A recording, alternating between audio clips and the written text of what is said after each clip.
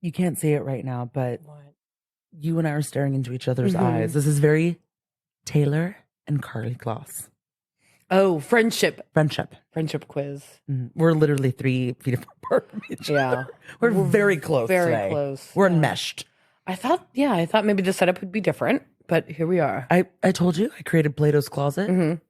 We're gonna write it till we don't want to write it anymore. Well, wait, what? Are we just gonna write like this until we're sick of writing like this? What do you mean writing? Like what am I writing on? No, I'm just like metaphorically. We're just gonna sit this close until we're ready not to sit this close. Oh, that's what I'm asking. Yeah, I think so. Okay. I was doing it in honor of Erin Litchie.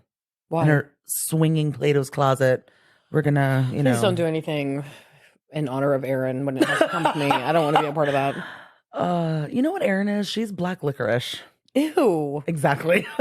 God. That might have been the worst insult you could have given her. Do you like black licorice? No. Oh, okay. Well, exactly. Okay. Whoa. That's what I'm saying. Whoa. I don't think anybody does. If you're out there, let us know. Well, guys, there's an overall theme that I didn't realize we were going to be kind of diving into this episode, but I'll start off with Betsy sent me a TikTok earlier. Oh, I did. The internet is sleuthing. They're alive. And well, guys, well, actually, I'm going to give it to you. What did you send me today? Guys, I was on TikTok as I am every single day of my life. And I've never seen this before, but I did know that they were very good friends. And so it came up and I thought, oh my God, I've got to send this to Lauren. Yeah, send it and to me. Basically, it was just this creator pointing out some facts and things that they've picked up on over the years and that they connect the dots. We don't know if the dots are there, but they're trying to connect something. That they have a feeling that maybe Andy Cohen and John Mayer might be romantic. Okay. How do you feel about it? Which I've never, ever, ever thought of. And I really don't know that there's a lot of truth to it. But at the end of the day, like, I definitely could see a possibility that they maybe have hooked up at some point in their best friendship. They are BFFs. They are. Well, what did you think? Because I sent it to you for a reaction, and you just said, LOL, ah. That's what you said back to me. And not like, oh, how cute. It was like, ah. It was like one of those things. My first thought is that I wanted to send it to his assistant. Okay. And I wanted to, confirm or deny. Okay. I mean, I think there's always a little bit of a possibility. Sure. You know what I mean? Mm-hmm. You didn't think that there was a possibility that Kyle Umansky Richards could be possibly dating same-sex oriented. Yeah, well, you didn't see that very well either. You had a hard time. Yeah, because I just couldn't wrap my head around it. Yeah. But, it's always a possibility, y'all. There's always a possibility. Always. Possibilities are it's limitless. A spectrum. Endless. And listen, I think everyone's fluid. I do. I really believe that. I think we're all on a spectrum. Yeah. Well, I did see that Kyle picked up Morgan Wade from LAX. Oh, really? I have not seen this at all. The Paps got a picture. I don't have the alert on my phone like you do, Kyle. I missed it. I did feel a certain type of way about that. Okay. Look, if we are to believe that perhaps maybe they are in some type of dalliance, okay, let's just, for entertainment's sake, let's say they are. Okay. Kyle would be what I would consider in the lesbian community as sprung. Oh, y'all taught me this. Okay. Do you remember? Yes, you taught me this specifically in the Carly Kloss and Taylor. Yes, we did. Yeah. Okay. Like, so here's your tutorial. So for our listeners, what is sprung? Sprung. Oh God, pop quiz, guys. I'm not good at quizzes. Okay, sprung is when you are experiencing a new relationship and everything is very heightened and you're like, I don't want to use the word obsessed, but kind of a terminology like you were fully into it, you are engaged and you're just like enthralled with that other person. Yes. Right? Yes. Okay. And within the lesbian community, I would say that it's kind of more seen as like maybe your first lesbian experience. Yeah, right? yeah. You're just like very like, oh my God, this is crazy. Everything's new, everything's exciting, everything's correct. And I see, so this is one of these moments where I can no longer say that Kyle knows what she's doing in terms of the press, because there is a lot of talk out there. Whatever is happening, and let's just say again, for interest's sake, that they are dating. Okay. And if Kyle didn't want this out there, she very well could have had Morgan be picked up by a car. Okay. Or Morgan could have taken a fucking Uber. But she's so sprung that she's like, I can't help it. I have to pick her up. I need to pick her up. And I know this experience all too well because that was me. And let me tell you, nobody picks up anybody at LAX. No one. Isn't it a complicated airport? It's just what it is in LA. Like, you don't love your friends enough to pick them up from the airport. You know what I'm saying? That's a joke, but like, yeah, it's so complicated and it takes so long to get to the airport. It could easily be a 3-hour round trip. Is there any world? So that's a sacrifice is what I'm trying to say. Right. I got you. Is there any possibility though? I'm not saying that can't be true, but is there any possibility that Kyle also is just really wanting to be, you okay? I lit my joint and I almost lit my face on fire. Did you imagine? The truth of it is we're talking about Kyle possibly dating a woman and it's a lot for Lauren to handle. I'm here for it. I just no. She's excited. Is what I'm trying to say. Maybe I'm more disappointed that I didn't pick it up on my gaydar. Well, what I'm gonna say is there any world where Kyle is also just really she knows that people are going to be watching. She knows that this is going to be perceived a certain way. Maybe does she just want to be out there? She wants to be talked about. Is that no? You don't think that could be any possibility? No, I think that she just is like so enthralled or she is so invested because it would not make sense. No one picks up anybody from the airport. She wanted to do that. She wanted. But she also might want to be really relevant. No, I don't think so. I don't think she wants to be relevant at all. In fact, she just came out recently when they were talking about their separation further. Mauricio came out and said, yeah, we're separated, but we're fine. And then Mauricio got it wrong and he had to, renege. And then then fucking there was paparazzi photos of Kyle distraught and, hugging somebody. And it was just like a whole thing. I don't think she wants to be in it. I really don't. Okay. All right. Now, there is a possibility because Beverly Hills is coming up soon and we're going to get the buzz going. Mm-hmm. I don't know if she wants the buzz to be that she's dating Morgan Wade. All right. What do you think? You think she does? Maybe. Yeah. You and I have very, very different views of Kyle. And I like Kyle and you hate her. No, I don't hate Kyle, but yeah, I'm not a fan. I think that Kyle does a lot. I think Kyle just so desperately wants to be perceived a certain way and she wants to be talked about and she wants to be, number one. And I think that this could play into that. And, I do, but I think we'll get a better insight when Beverly Hills finally airs and I agree with you. I co-sign that statement.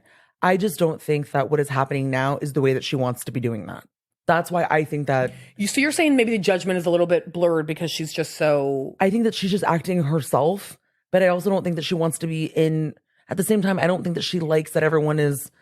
Well, I mean, here's the thing. I hate outing people, and this is kind of what this is. So I don't think that. I think she's whatever's happening. I think she's very involved in. Mm-hmm. Right. I don't think that she wants to hide that, but at the same time, I don't think she wants to be talked about. And I think that because she's so in it, she's not recognizing necessarily like somebody's going to take a picture of me picking up Morgan at the fucking airport. And let me make something very clear. Mm-hmm. There's no way that either of us could out Kyle because we don't know Kyle. Kyle has not shared any private information with us saying, hey, Morgan and I are in a relationship.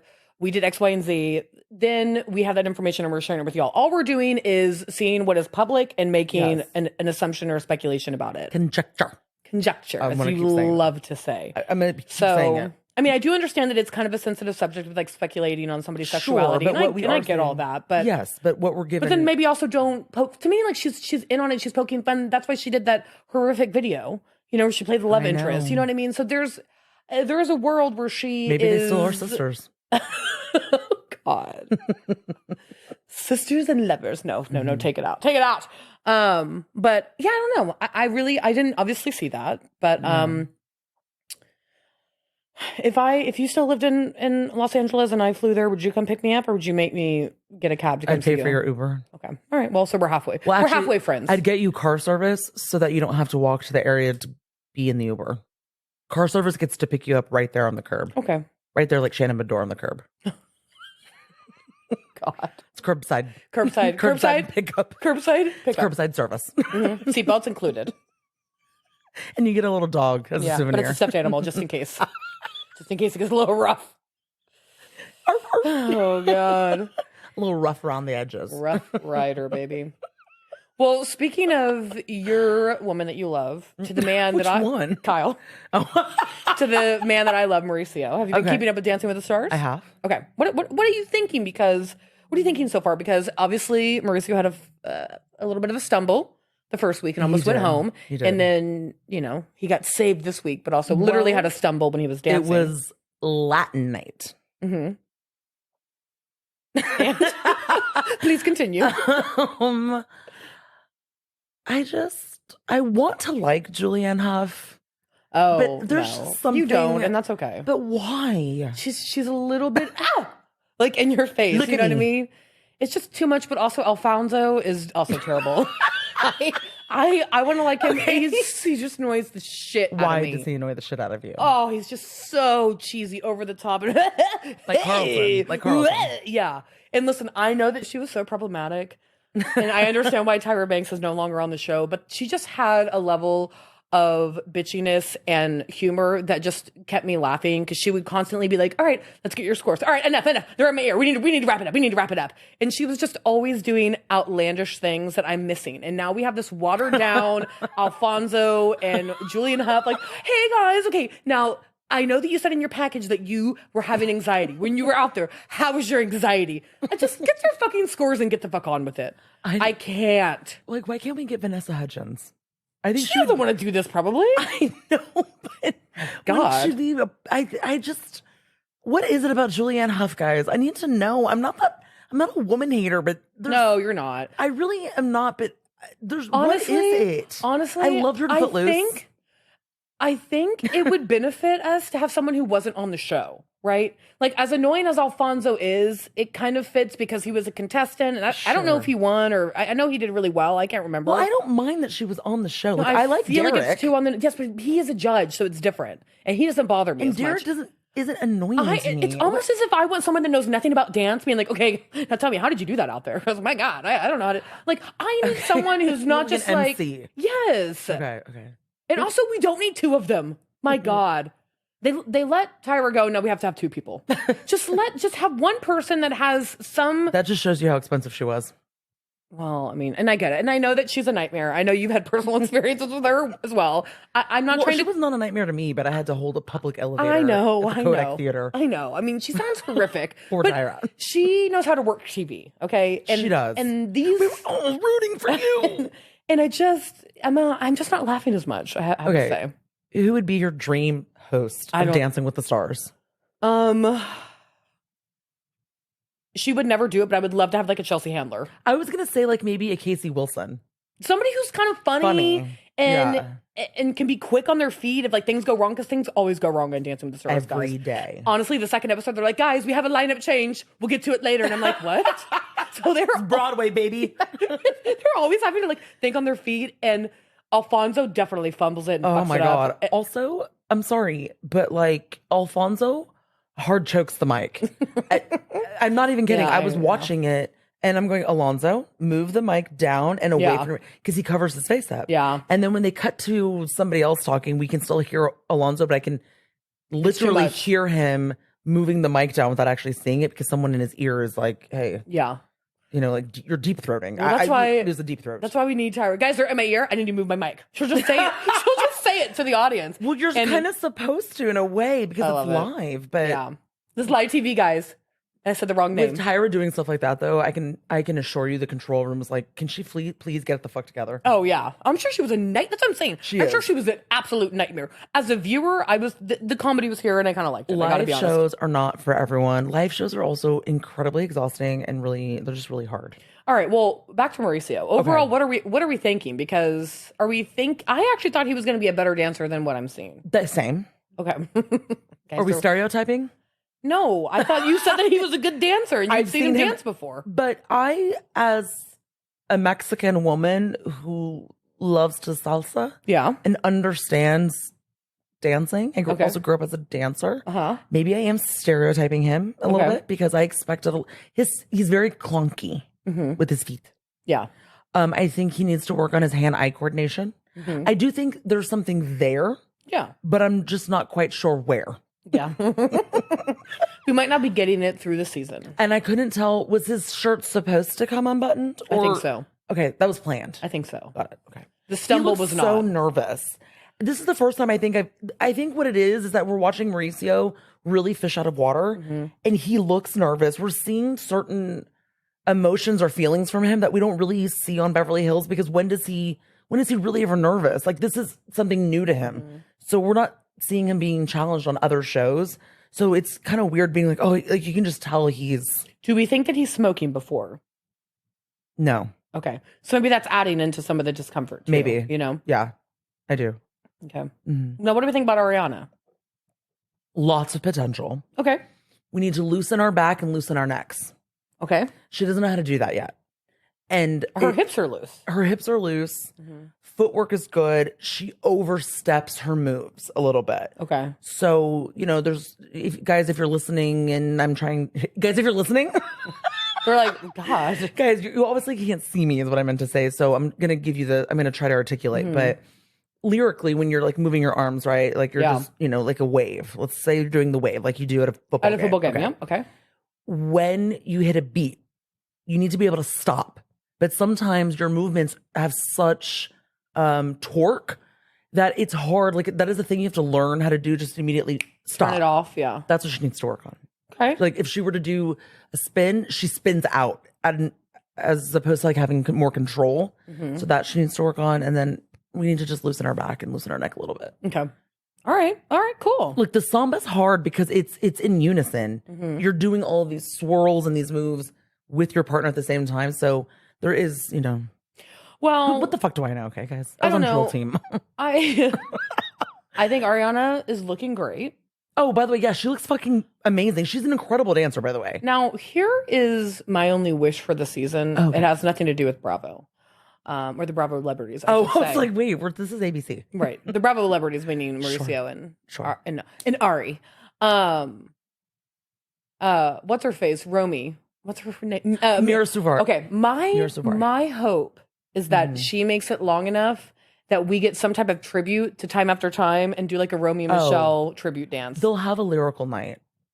And I want her to be around for it. Or ballroom. Yeah. That they can do like a little tribute to like one or two moves. Yeah, they'll have a night where they like the theme and they'll be able to like, not a night, but they'll have like, I feel like more of like a movie night or whatever it may be. And then she'll be able to do maybe more like a waltz. Yeah. And that's now for Time After Time. Obviously it's the second weekend. This show goes very fast. We'll be at the finale in like a month probably. Or maybe a month and a half. I know we'll get through it. They always do a Halloween night. What do we think the odds are that Ariana wins the whole thing? I think that she's probably that the odds are high. A favorite? Okay. Yeah. Now what about Charity? I think she'll make it into the top 3. Bachelorettes always make it like at least to the top 2. I gotta be honest. I don't watch any of the other dances. Oh my God. Okay, guys, so she doesn't know. Guys, she doesn't know. It is a fucking 3-hour broadcast. Oh, I just watched it on Hulu and it's only an hour and 20 minutes. And I just fast forward what the fuck? some of the packages. But I'm watching it on Disney Plus. Why is it 3? I don't know.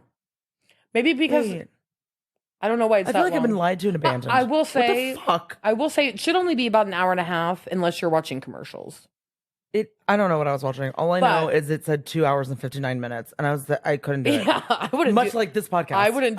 I'm so sorry, guys. I'm such an asshole. The irony is real because we talk for like 4 hours, and we're like, and listen to it. Listen to every single second. But I can't even bother myself to listen to something. Well, listen, there's some good dancers on there, so that's why I'm like, there are. I definitely think she should make it to the Final 4, and of course, I'm rooting for her. Guys, see, I said top 3. Well, yeah, they did the Final 4. Yeah, I don't know what I'm talking about. Cut through after that. But we will let's make a pact that we'll watch one episode together. The Halloween episode might be fun because they always dress up and do themes. Did you watch Special Forces? I actually watched the first episode. I love shocked. This is Tom Sandoval's best role. He's acting and it's good. Guys, why did you come to the show? To punish myself. No. When he's being there's 2 different Tom Sandovals that we're seeing on the show. Okay. When he is Tom Sandoval talking about Tom Sandoval as in, I came here, that's bad acting. But when he is having to do the challenge and he has to look like he's, I don't know, a team player. Well, I was going to say an extra like Band of Brothers. And he's like, I've got this. That's his best. That is his best. He's so good. Somebody needs to cast him in like a war film, like a propaganda war film. But like as an extra. Yeah, with maybe a speaking role that ends up getting cut. Like a walk-on speaking role. Like Kyle's hands in Halloween. I'm here, honestly, I'm here for it. I had so much enjoyment because in his little, they don't actually do really confessionals in this, but they're like, why are you here? To punish me. I wanted to punish myself. I'm like, oh, right. Oh, okay. No, he just wanted to do it. But then he's like, good job, guys. Way to go. And I'm like, you know what, Tom? He's fitting in and I just can't wait to see him suffer. I also don't need everybody talking in interviews because when they were doing press promoting the show, I don't need everybody talking about how great Tom's in. Guys, I haven't seen any of this. I mean, look, I like it, I appreciate it, but it's all an act to me. I just can't. He is an act. I mean, well, they're all meeting him for the first time. They're only spending so much time with him. Of course, he's going to be great. Yeah, he's going to be. Yeah, he's going to turn it on. He's going to turn on the charm. Everybody loves Tom. Yeah, exactly. Guys, listen to the podcast. I mean, this group of people helped him come up with that name. Everybody loves Tom. I just think it would have been better if it was everyone hates Tom, but whatever. Yeah, it would have been. Tom, call me. But yeah, I saw it. Tara Reid is having a hard time. Okay. Honestly, I felt bad because cut this out. No, sorry, that reaction was so visceral. No, she's like, "Where are my cigarettes? Where are my cigarettes?" Yeah, I'm like, I need my Marlboro.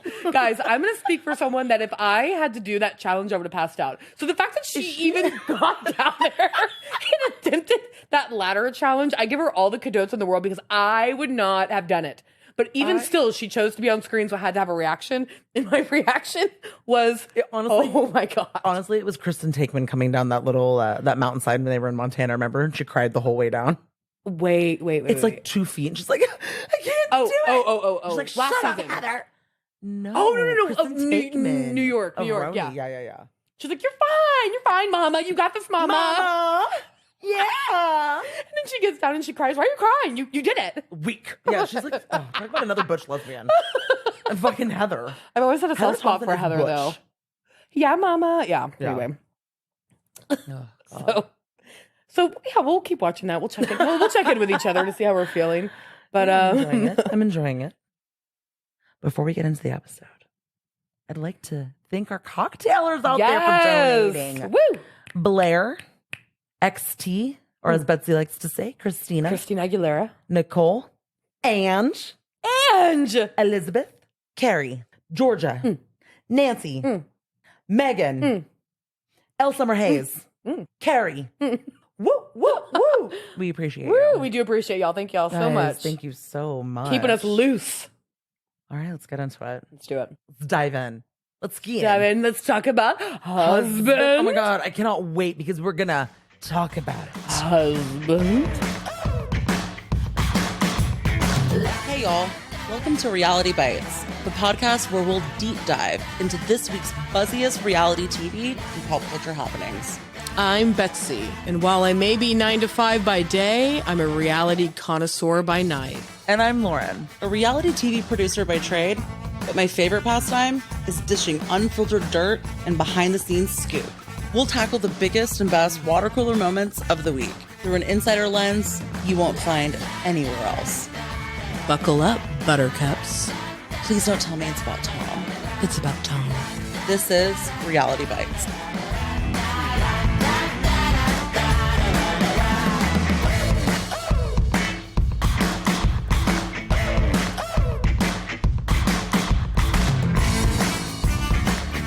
Ready? Okay. I almost forgot before we get into it. Mm-hmm. Ave Maria, la cucaracha, ya no puedo caminar. Guys, Real Housewives of Miami. Fire, baby. How'd you feel about it? Oh, I love these women. It just looked like pure chaos. I have no idea. Like, as you always say, where's the story? I have no idea. I don't know what's happening, but all I know the is women that are so entertaining. We've got these women fighting to the tune of a mariachi. And I'm just like here for it. Okay? Yeah. I'm ready. I also feel overwhelmed. Do you? Yeah, I feel like I need to turn my red light off because I can no longer handle the clientele. We've got so many shows. Oh, and I feel a little dried out. Okay. Mm-hmm. I don't know what to do.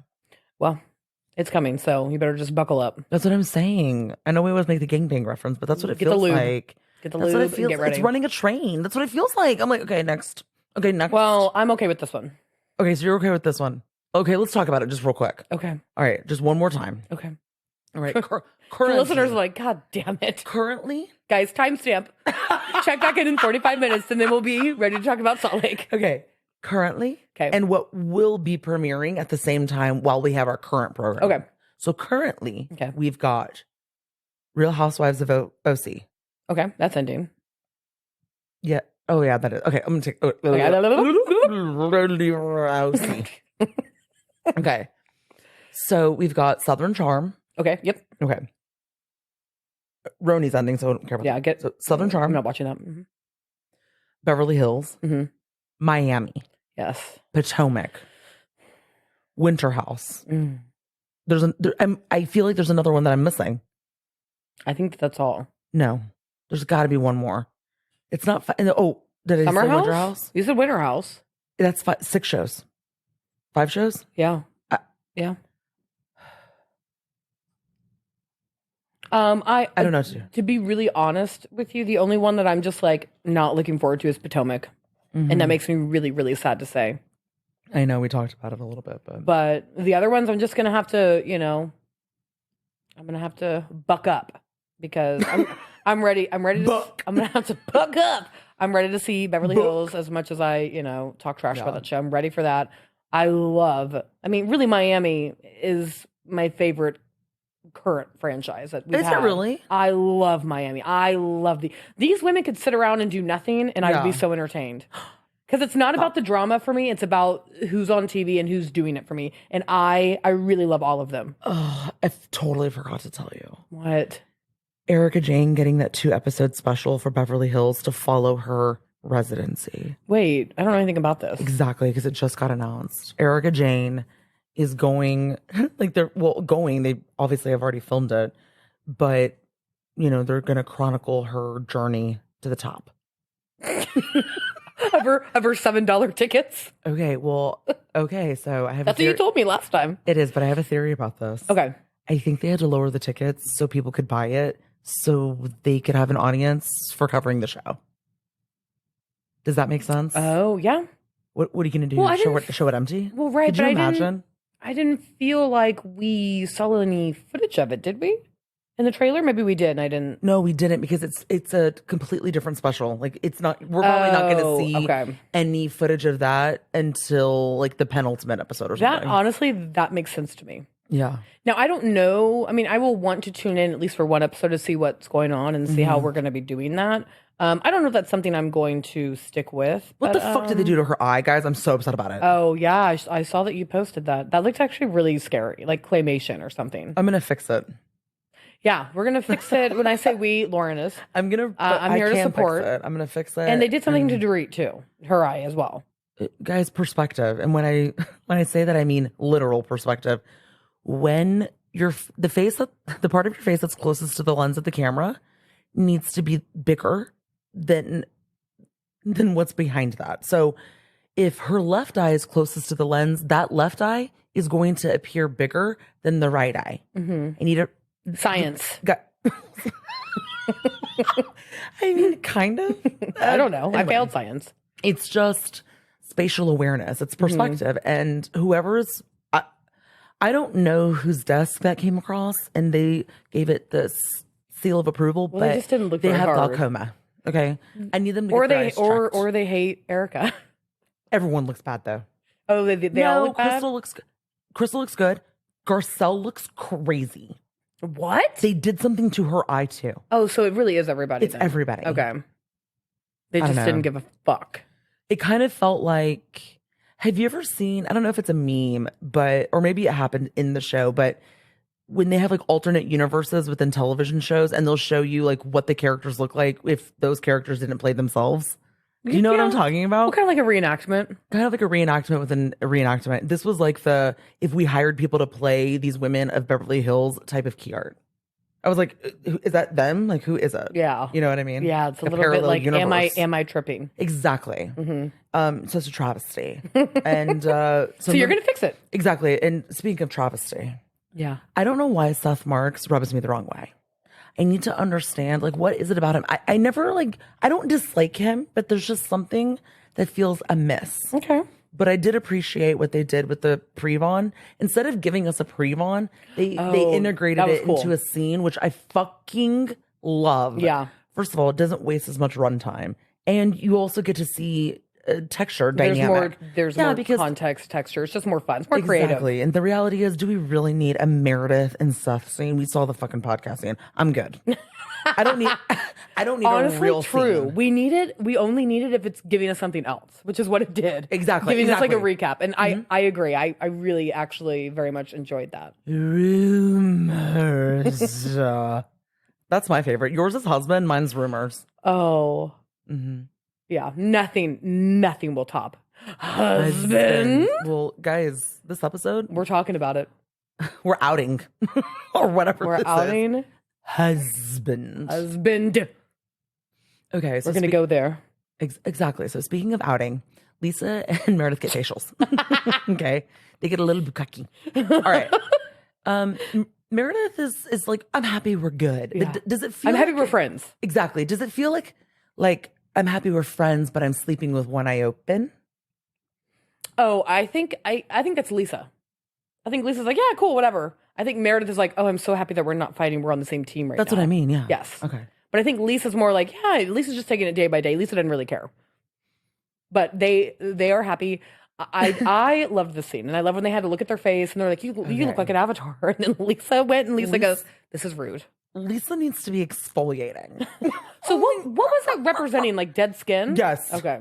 Do you think it's because peel it back, they wear so much makeup and maybe they don't properly remove it? What do you think it's? And they're not exfoliating. Okay. Mine probably looks like total shit. Well, no, I don't wear as much makeup as they do. I mean, she said it herself. She gets her hair and makeup done to go to the grocery store.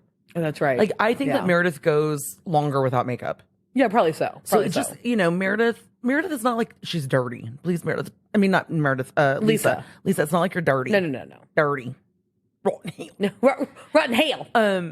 You little dirt dick. Oh, God. Christ. Anyway, Lisa, don't come at me. I love you so much, but we're some dead skin.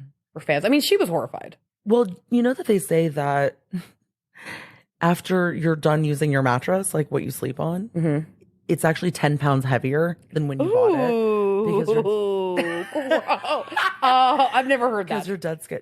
I've never heard that. And that's traumatizing to me. Gross. It's a real thing. Your skin has to go somewhere. I understand, but like now I feel like I'm a snake. Reputation version Taylor. I'm shedding skin at a extensive rate. Like, have you ever gone camping where you can't shower for a long time? Okay.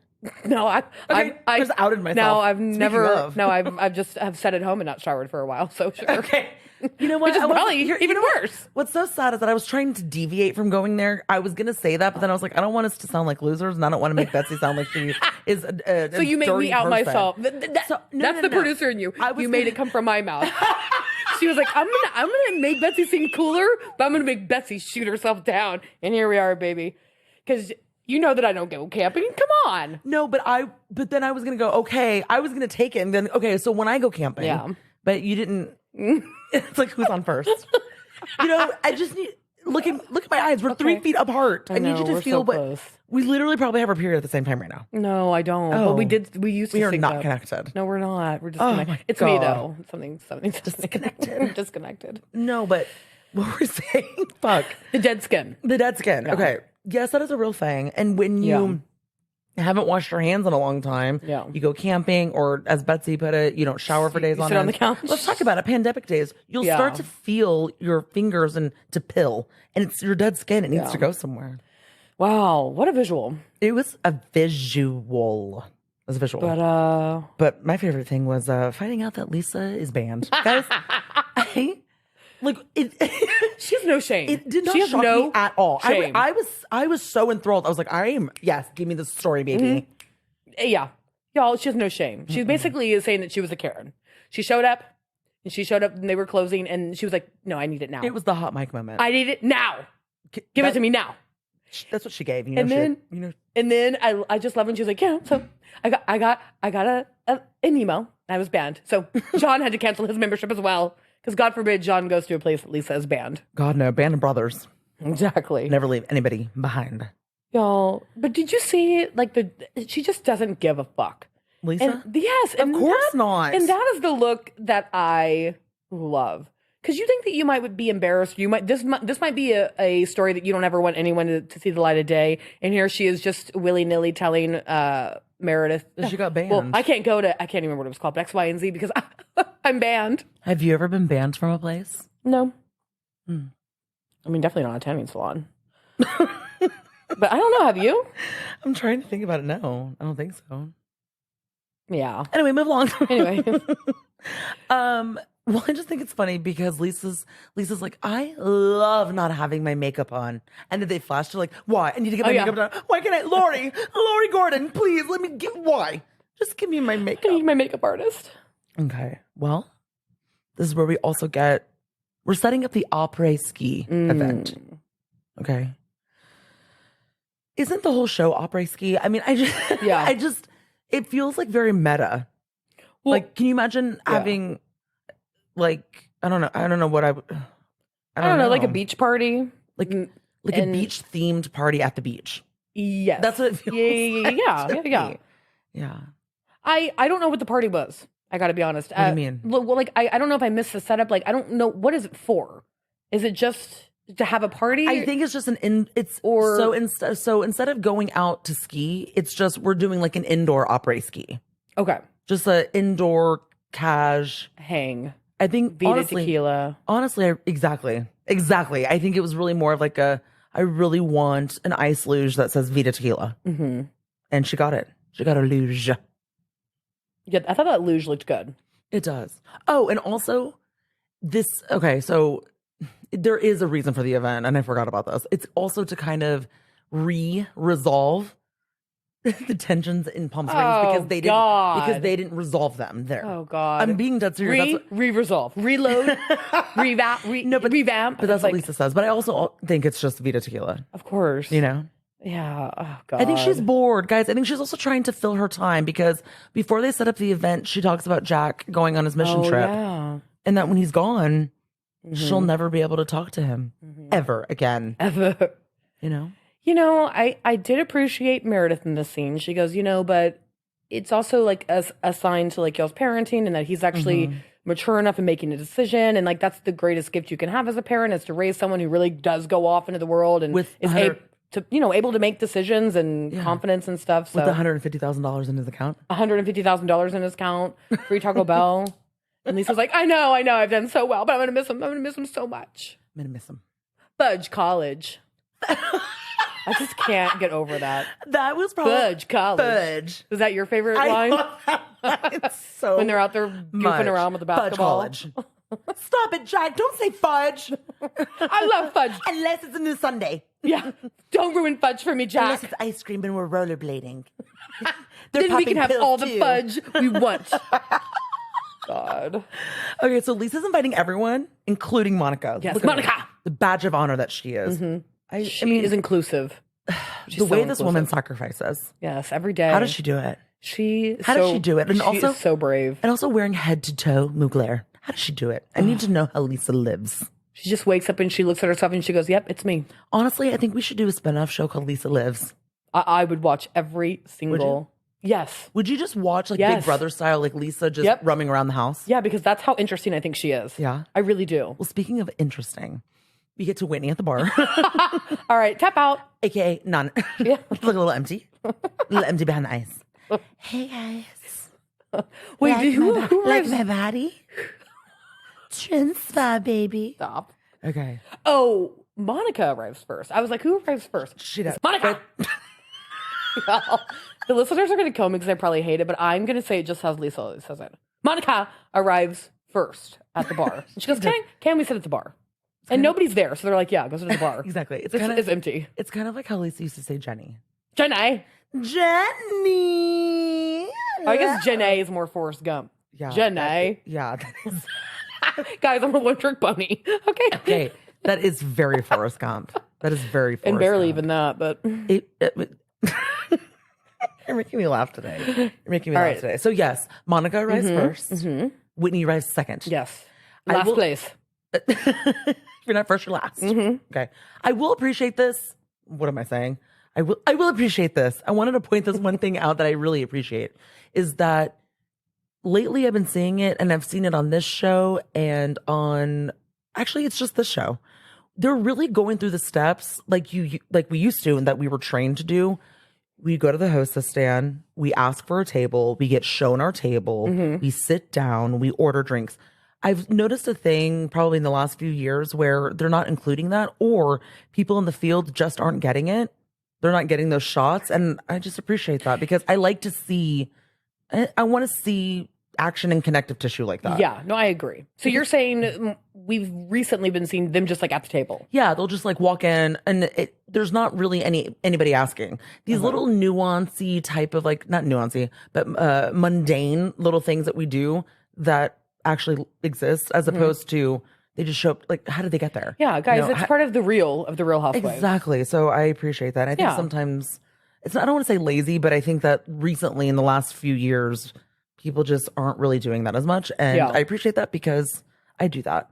I go way above and beyond. I want to see the check at the end. I see someone sign it. I'll give them my P card. Just, the whole thing, guys, boring. Sorry. P card, does that mean you pay for it? P card. Yeah. The production card. So I really liked that. So I really wanted to give a shout out to Lori Gordon, executive producer. Way to go, Lore. Yeah. Monica lost her dog in Palm Springs. Oh my God. Wild in Palm Springs. I would die. Obviously, the dog was found, so thank God. I don't. How did she not know? Like, she didn't know. Did they just? I guess they didn't tell her. I don't know. Maybe they thought she can't leave, and if we tell her, we're just going to create a moment. I have no idea. Yeah. But that, I mean, I can't imagine. Well, I guess I could imagine worse things, but that's one of the worst things. Being out of town and like having that happen, and I just can't. Literal worst fear. I take my cats everywhere with me because I am so afraid. Yeah. I mean, I'm glad that she found the dog. Same. In that photo. But okay. When he was like, wow, did you find him? But he didn't give a fuck. Whitney came with an agenda and she was like, I better get to it faster, otherwise I'm going to forget the agenda. Well, we find out that Monica was invited to Lisa's event and she's going and she feels like she's okay with Lisa. Now, I'm going to defer to you. Okay. How did you feel about this scene? What are you? It's layered. It's layered for me. It's layered? Is that hard for you to believe?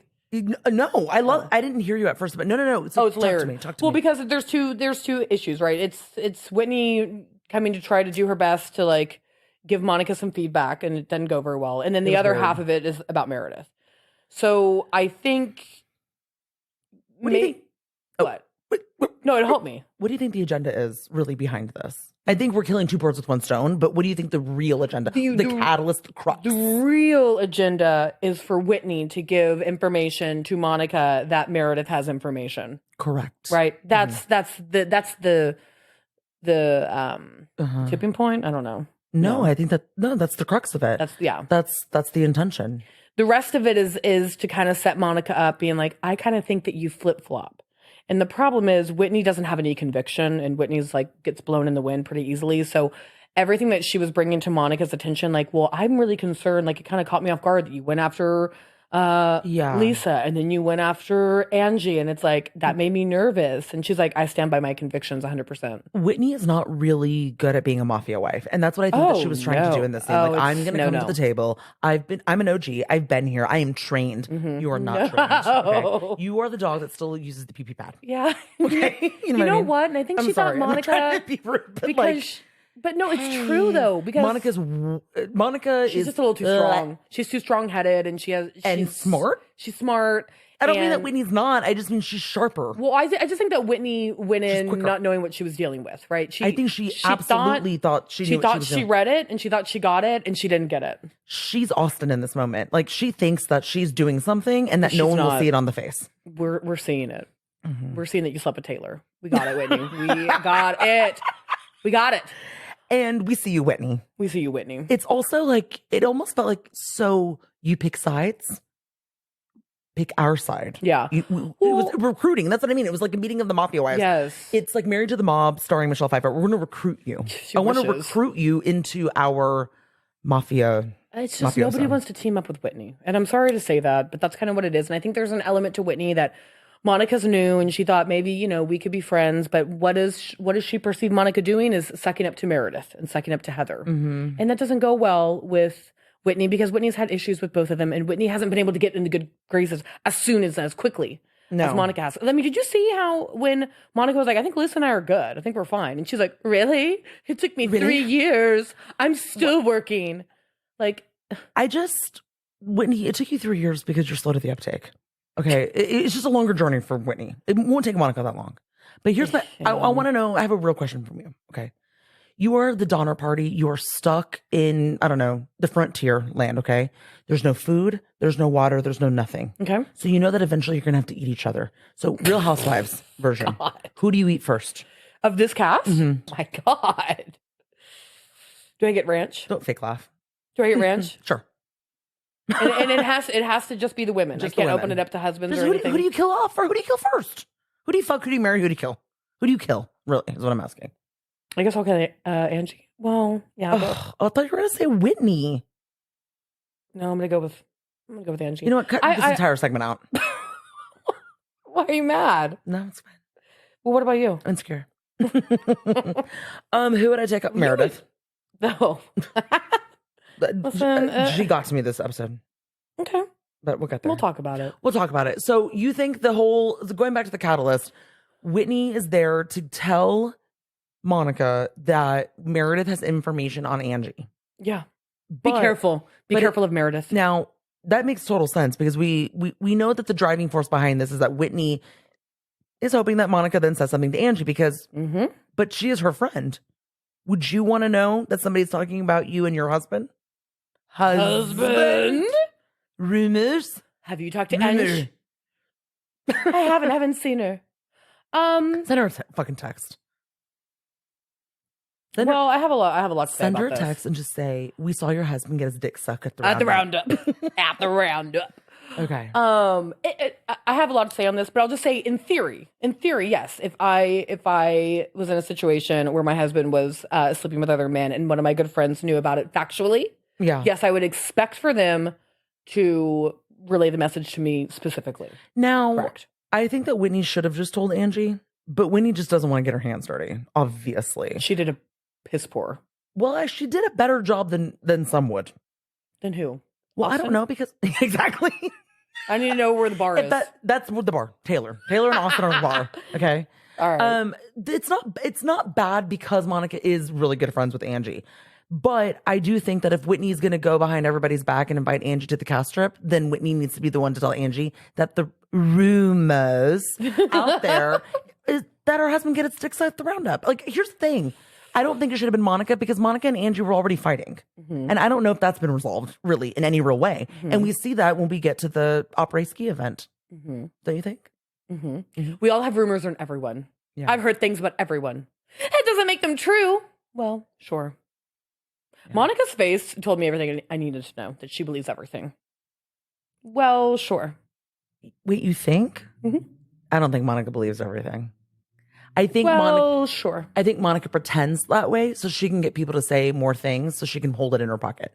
Oh, it worked for me. Yeah, I think she knows. Co-signed it. I think Monica knows how to weave in and out. And also, I do not think that it is this is where Whitney really showed her ass, is that her whole point of contention was that, and I know we just talked about it, but just to get a little bit more deeper into that, her whole point of contention is that Monica looks like a flip-flopper. Monica is a friend. If you were acting like a fool, I would fucking tell you. Mm-hmm. And I would not look at that as being a flip-flopper, even if it's a total stranger. I don't give a shit. So, like, Whitney being able to trying to use that as her point in the argument was failed. Literally, my note is Whitney is showing her ass. Yeah, Whitney, I actually thought, from an entertainment standpoint, I thought was very entertaining this episode. From a strategy, I give her a 3 out of 7. No, I'm sorry, a 3 out of 10. Yeah, a 3 out of 10 for sure. She tried. I don't want to get involved with the Angie. I don't want to get involved. I haven't even seen Ange. I will say my favorite thing is that she always calls her Ange. Ange, but you get involved, Monica. Get involved. You're friends. Even though you flip flop, you're friends. You're new. This is hazing. Okay. This is hazing coming from me, Whitney, since nobody gives me anything to do. Here's what I will say. I do think that whatever rumors may be out there, something of one of those rumors is true because here's the thing. If it wasn't, Monica would have said, "What? I've never heard anything." But she doesn't. She goes, "Sure," because she doesn't want to say what it is first. She's hoping that Whitney says it, but this is a Mexican standoff and neither one of them say it. Mm-hmm. So that's what led me to believe that any rumor was true. But then we end up finding out later on that there's something. So even still, I think that there's something going on now. Is it that he swings or both ways or whatever? I don't know. Mm-hmm. I don't know if it's any of that, but I do think that Monica, you know, and we see it later that she obviously knows something, but, and I think that Monica thinks it's true. Mm-hmm. That's all I want to say about that. Mm-hmm. Mm-hmm. Yeah. I agree. You agree? Oh, okay. I concur. Whitney at home with Justin. Okay. This scene threw me for a loop.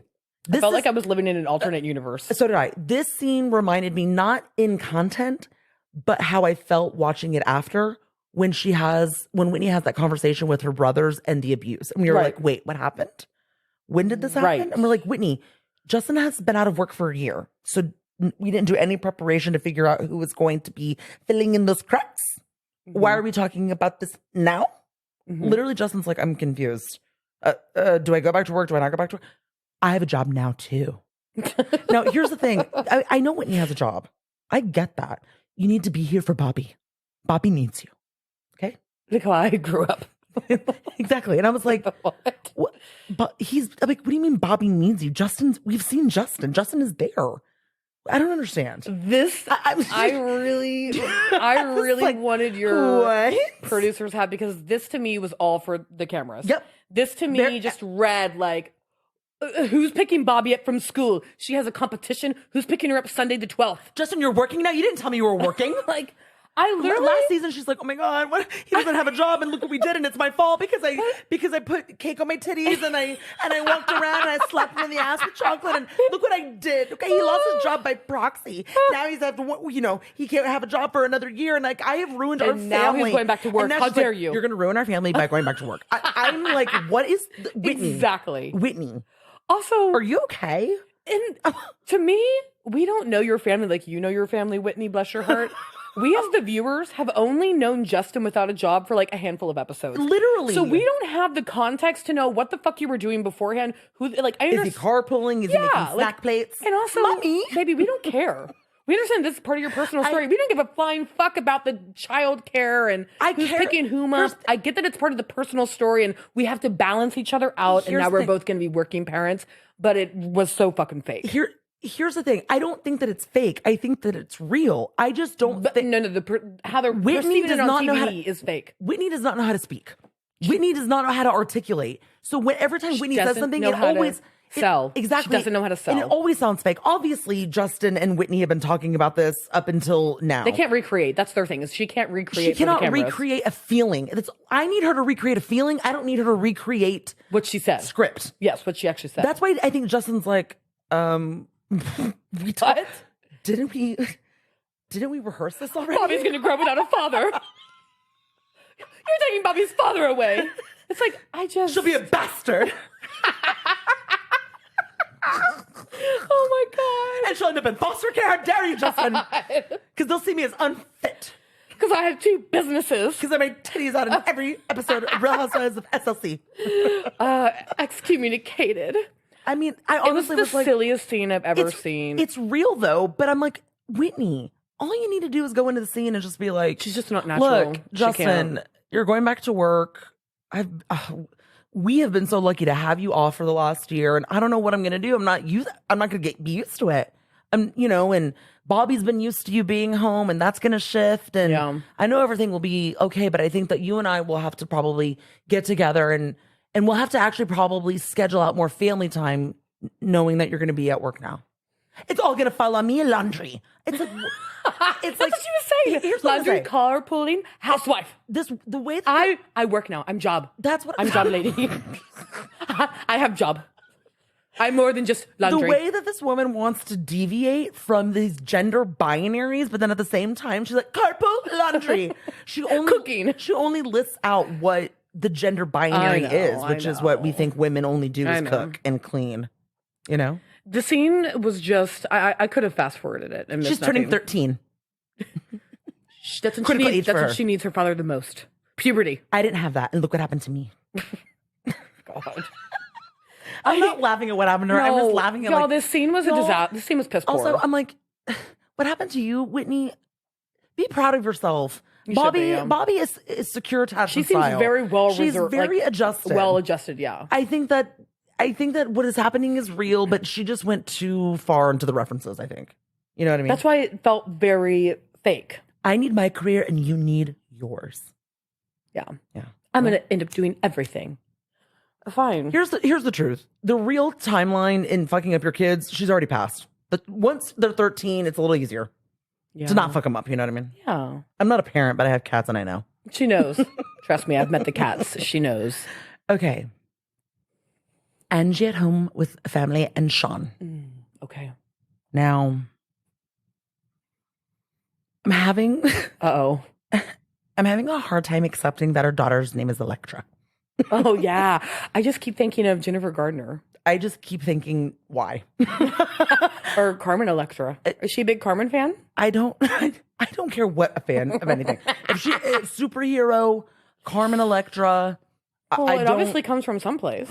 She likes light bulbs. I don't care. Electra. It was going to be electric if it was a boy. Maybe. Right? Electric Electra. I don't know. Like, I mean, I'm with you. It's a bit. It's a bit in your face. It's a bit kind of like, oh. I want to know what inspired. What do you think? I don't know. I mean, I'm telling you, Jennifer Gardner, Electra. You don't come to that name by accident. It just doesn't happen by accident. So it has to be out Gwyneth there. Paltrow named her daughter Apple. Okay, you don't come by that name by accident. That's all she eats. Is apple. Okay, you just don't. It doesn't happen naturally like that. So no, it doesn't. I think that there's a story there. We just don't know what it is, and I guess I'm okay. So just like Whitney and Justin, Angie and Sean have been a team 24/7 for 24 years. 24, just like that show. We saw how that ended. Actually, did you? I never watched that. No, I did not watch it either.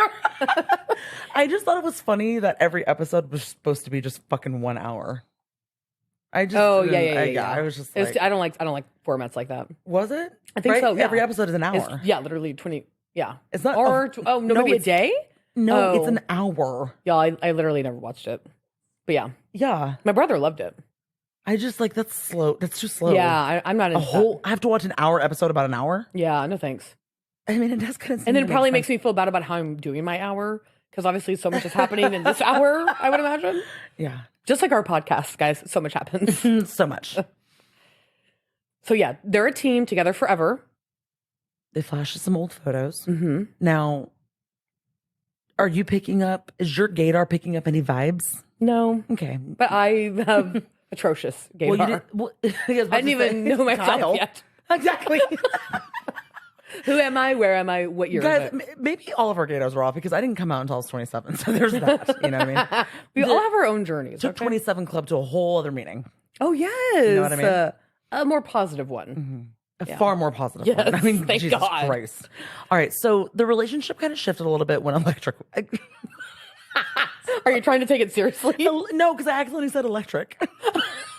That's the boy that never got born, okay? Electra. But Electra was born. Okay. That makes sense. but here's what I like about Angie, and I know you don't like her. But well, actually, here's what I'll say what I like about Angie and Lisa. They say things sometimes almost very novel. Like yes. Of course. You're yes. Oh my God. Do we have the same note? Okay. Is that your note too? Well, what were you going to say? Well, I would say like Aaron Litchie. It's like, God. This is a diabolical group. It's very just like Elijah cried. I'm embarrassed. Yeah. Okay. We had a child, so things changed. No. Did it? Oh my God. No, it didn't change. My note was a step further. What was it? When Electra came into the world, we had love for each other, but then our love and our attention went to child. And I said, duh. Yeah, that's literally what she says. She's like, all of our attention and all of our love is now on Electra. And guys, lightning only strikes twice. Our marriage and Electra. We kept it in a bottle. Also, how many... Lightning in a bottle. Oh. How many blue ribbons was on Electra's bookcase? A lot, guys. Do you think she put that... But do you think she put that up before we started shooting? You don't think so? No. She's a competition writer. She's a writer. She's an equestrian. Okay. Yeah. I was like, rider or... Okay, gotcha. Sorry. Not, like a horse rider. Equestrian. Okay, yes. yeah, equestrian. Yeah. Well, I honestly, when you first said writer, that's where my mind went. But then I'm like, oh, maybe she's a writer. Like she does poetry or something. I don't know. One of our former network executives at Bravo loves horses. Yeah. Like anytime, any chance given a horse scene, leans into it, loves horses. Okay. So I actually, cool. I was like, oh, I she loves this. But then I realized that I think she retired, so she's not working there anymore. But so she focuses so much on her daughter that she forgets that she's also a wife. Guys, and a dog mom. Times are fucking tough. The plight. It's like the color purple over here. She doesn't understand. She does not know my life. I'm no longer a wife. Only a mother. Honestly, that bed. How do I sign up for that bed? That bed was humongous. Question. No wonder they don't know they're married. I'm here for it, honestly. But like that bed was like a 3 kings. It's like together. 2 separate wings. It is. You know what I mean? They're like, we're going to be in the same room, but we're actually going to sleep in different time zones. Correct. I have a question for you. Okay. I obviously I'm attuned with children. They have nightmares. They sleep with their parents. Like, that's no big deal. Okay. And it'll continue to happen probably up until they're tweens. Right. Okay. But that tends to dissipate over time. Something tells me that Electra sleeps in the bed, right? More so than most. Maybe. Would you say? I mean, Does it feel that way? I guess if we're also having that be the backdrop of like that's what it feels the like marriage is like not really a marriage anymore. Exactly. They're just parents. I could see. I could see that. So being I'm speculating. I don't know. I think that it's plausible. Yeah. At what age do you think that kids like really should stop sleeping in the bed with their parents? I mean, it might be all relative, but here at Parenting Magazine, yeah, here at Reality Bites Podcast, we believe. I don't know. I'm just curious. Maybe when you're in middle school. Maybe I don't know. I'm trying to give like some leniency to At like. what age do you think someone should stop nursing? Well, I mean, I'm just okay. I don't have to each their own. To each their own. The great answer. Perfect answer. Let people live. I just think maybe once you are on your period, you don't need to be sleeping in your parents' bed. Okay. Did I go a step too far? No, you made me feel like my first answer wasn't. I honestly didn't realize that. I don't know. Menstruation was the litmus. This might be TMI. I got my period when I was in the 6th grade. Okay, so like, I'm not sleeping in mommy and daddy's bed anymore. Well, but JT, look at him. Stop. JT from Southern Charm. Stop. Because he doesn't get a period, but I bet he gets to sleep in the bed longer. Don't do that. Don't. Okay, don't corner women like that. I wasn't trying to do that, but I said maybe up until middle school. And Laura looked at me being like, "Wow, that seems like that's too long." I'm just trying. Everyone has different life experiences, so I'm just saying, if you're in middle school and you're still sleeping in your parents' bed, I don't know what the situation is. It wasn't that it was too long. I just wasn't expecting the line to be drawn. I'm sorry that I brought menstruation into this. Okay, I'm sorry. I didn't know that the line was drawing blood. I didn't know. You know. Also, how old is the daughter? I don't even know. I think she's probably around 10, 12. Yeah. To me, I think that I'm probably getting that all wrong. Honestly, I'm Shannon. I don't fucking know. Okay. We don't even know her name. I don't know her name. Electra. That's about Sienna Miller. That's about the only thing. Shannon is such a bitch for not knowing Gina's kids' names. God, we'll get into such a crossover podcast. I think we only talk about one episode, but really, honestly, we talk about every single episode under the sun, guys. Okay, so I have to get out of this segment because I feel like I'm crashing guys, and I'm burning hard. We're sorry. And listen, to all the parents out there, we are not parents. So if you have if your kid's a certain age and they're still in your bed, that's none of our business. We don't give a flying fuck. I don't know what I'm talking about. I still let my kids. Just remember that Lauren asked the question. I'm just kidding. You're a fucking hunt. But I'm the one who brought up menstruation, so drag both of us. It's okay. Guys, it's so uncomfortable to talk about menstruation. Okay? Period. To our one male listener out there, we're sorry. We're not sorry. What was the documentary that was about menstruation? It was like the end of a sentence. I don't know. It was nominated for an Academy Award. For real? Yes. Oh my god. It's like period. Menstruation is a full sentence, period. It was like period is the end of a sentence. Oh my god. Do we need to watch that? Yes. Okay. It was I can't get into it. Oh my god. Okay. The thing is, I'm on my period, so it just makes it all worse. It feels very meta. Let's get out. Abort. Period to Heather. What a transition. Of course I'm like, abort. I need my period. I didn't get my period. Abort. Guys, I've never had a clearer transition from a period to Heather. Okay, well, please. Heather on the mountain. Heather skied with her daughters in Annabelle in Georgia. God. Here, we got to take a deep breath. Okay, I had to. Here we are. Guys, if you're still with us, God bless you. Bless your hearts, okay? Okay. End scene. I just needed to catch my breath there. Well, okay. We're on the mountain. We're on the mountain, and I'm embarrassed to admit this. Okay. But when Heather said that you can burn about 450 calories skiing, and then they were out skiing and they were on the slopes, and she was like, pizza, French fry. I was like, wow, she's really like trying to motivate her daughters, like, ski, and like you can eat that pizza and you can have that French fry. What? Is that wrong? Yes. Oh. It's like that's what I thought too. Okay, great. Wait, what was it? I don't feel alone in this. Apparently, it's like what you like hot dog hamburger when people show you like you're gonna fold your paper hot dog style and hamburger style. They're using pizza and French fry as a way to explain how to ski and how to maneuver your legs. Like if you position your feet when you're on skis in a pizza, it helps you like slow down. Right. That was lost on me. I think somebody needed to explain that because I thought they were talking about real food. Well, that's exactly what I thought. Okay, too. great. I took it the exact way that you did. Like motivational. Yeah, like, woo, get your French fry. Yeah. Dude, the only time I skied, I ran into a tree. So I obviously don't ski very much. So I didn't know French fry ski. I was doing some steak stuff. I don't know what the fuck I was doing, but I ran into a tree and I haven't done it since. Yeah. Okay. So I didn't get that either. I want to know how many of our Reality Bites listeners out there are with us or you're with them. Yeah. Pizza mean to slow down when you ski. I mean, I hope they're with us because I hope they're with it's more too. relatable. I hope they're with us too. Executive producer had to be the one to point that out to me. Oh, of course she did, the New Yorker. Well, what the fuck does that mean? Because it gets cold up there and they snow and shit. It sounds like they skied the streets of Manhattan. Yeah, but they might ski other places. Yeah, like in upstate, like in Vermont. Well, let me ask you, did she do that? What? Did she ski growing up? Yeah. Well, that's my point. We have like Taos and fucking New Mexico's right.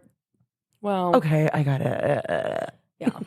I was trying to be on your. You see, guys, we're falling apart because I was trying to be on Lauren's side, and then Lauren just pushed me. We're not connected today. We're not connected. Okay? We're not close, synced. honestly. We're not. Yeah, it's just not happening. It's just not happening. Can I say that I really loved this scene? Yeah, you can say that. Well, Heather's been bothering you. I want your take a little bit. Like, I just really, I don't know. This was the most enduring. I want Heather as a mom. I really do. I think Heather. Honestly, the past few episodes, Heather is getting back into my good graces. Yeah. I'm starting to see, and I think a lot of that has to do with Jen being gone. And one, we're not talking about Jen, which I think that's okay for now.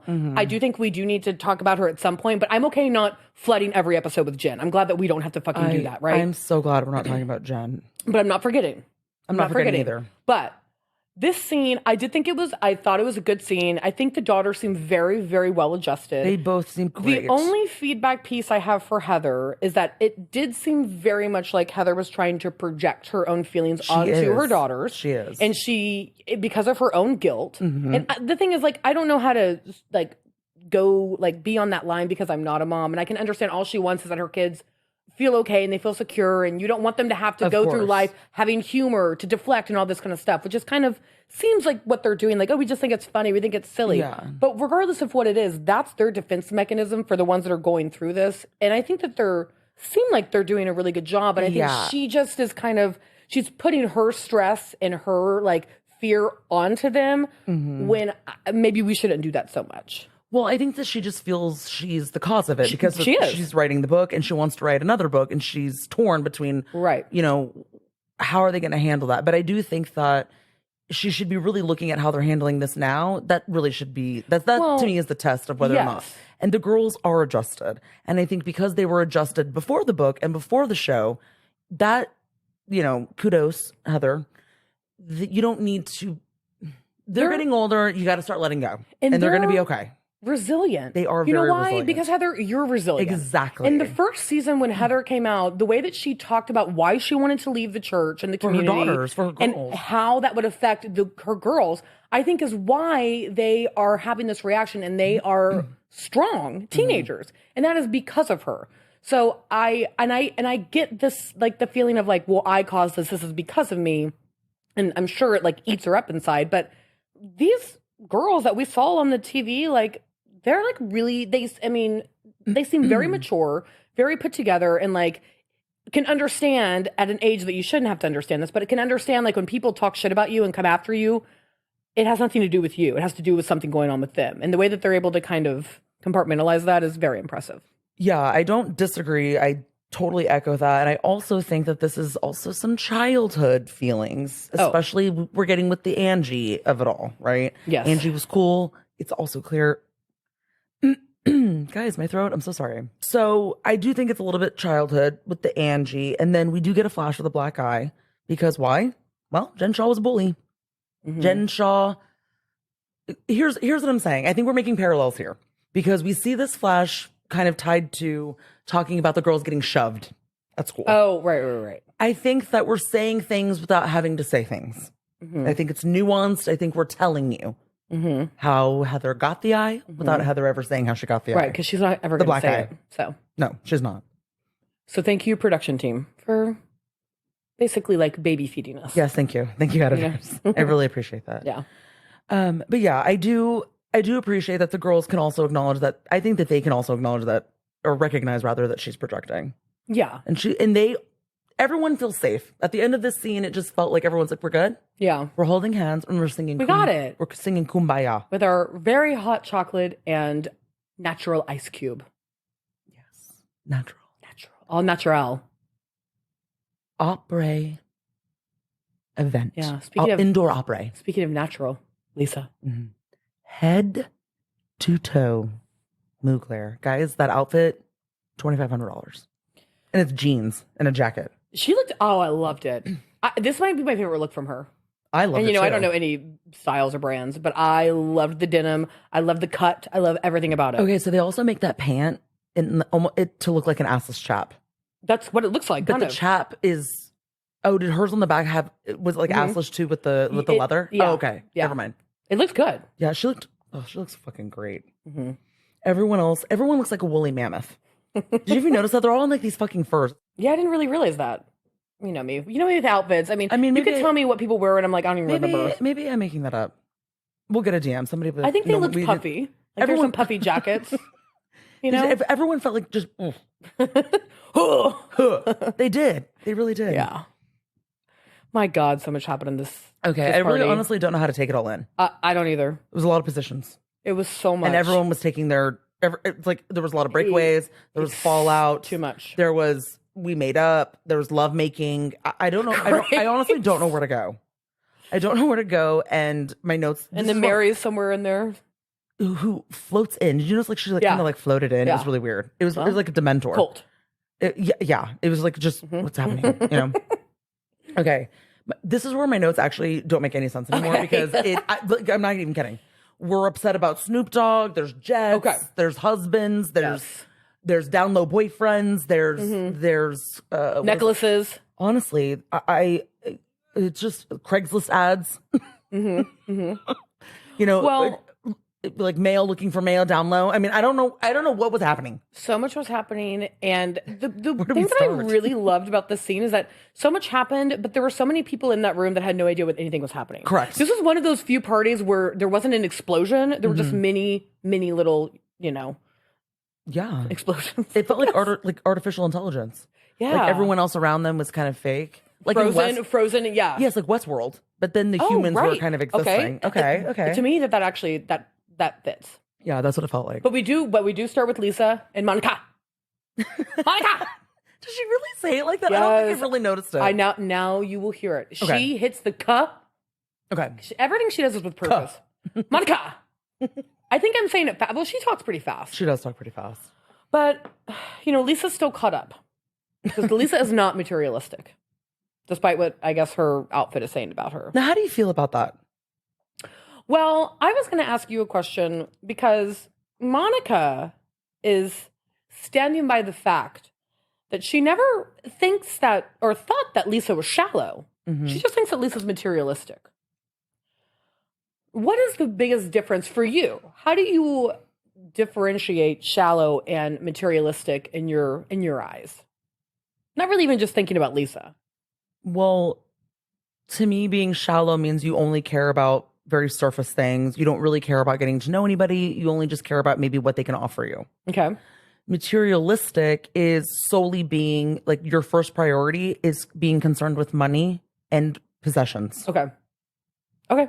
So you can like material, but not necessarily only like that's not your central focus. Mm-hmm. But I think the word is kind of used interchangeably. So it's kind of a colloquial term for anybody who just likes very expensive things. Yeah.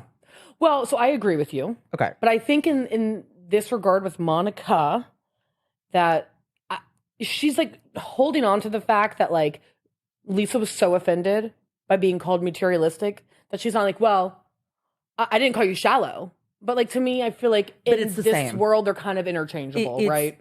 It's like the way that she, yes, the way that she is using materialistic is no different than the way that she's saying shallow. Right. Vapid. Right. Superficial. Right. Yeah. Jets. Snoop Dogg. Yes, and I think that you can like all of those things and still like the two can exist. You can like all of those things and it not be your first priority, and also, you know, have deep, meaningful relationships with people. Correct. I mean, I have a deep and meaningful relationship with Lisa Barlow. Parasocial. I mean, I got to be realistic. You want to be in bed with her? Nah. You want an Angie K and Sean bed with her? Yes. Actually, sure. Sans John? Sans John? Like, get rid of John? Oh, yeah. So you and Lisa to roll around in Taco Bell? Ooh, what about you, Lisa and Craig? Ooh. And Taco Bell? Yeah. I feel that. I think that the two can exist. I do too. Now, so I think if I'm thinking of a housewife that I would consider materialistic, that puts possessions and money and things in front of all else, is Jen Shaw. Oh, sure. Okay. I think that's an easier one, right? Mm-hmm. I think Erica Jane. Mm-hmm. I think Ramona. Yeah. Now, they all kind of look the same, right? Yeah. But with Lisa, I don't think that she puts all of those things first. No, I think she's very business-minded. And she is. She's hung up on the fact that she's like, I've worked hard for this. Uh-huh. So yeah, I can spend money. I can, dress up here. I can have a $60,000 ring. I can do all these things because I've worked my ass off for it. She's also the most understated. I know it's going to sound weird to say this, and someone listening is going to maybe disagree, but she also wears very expensive clothes. I know because I know the brands. Because I don't. But she doesn't. It's not showy. It's not like a Dorit. It's like exactly. She to me is like Sutton. Yeah. Okay. I mean, head to toe Mugler. It's like a $3,000 fucking outfit. Yeah. And y'all, I would imagine I would imagine that Lisa talks more about her brand than her money and what she's wearing. Correct. Like she wants to talk about Vita Tequila. She doesn't want to talk about what she's wearing. She will, but she wants to talk about her business before anything else. Yeah, we see that more in confessionals, but that's her internal dialogue. We're supposed to know that about her. Yeah. But I don't see her kind of parading that around. Yeah. I mean, oh my God, the silk blouse she's wearing in an interview, it's Dolce & Gabbana. It's probably like an $850 blouse.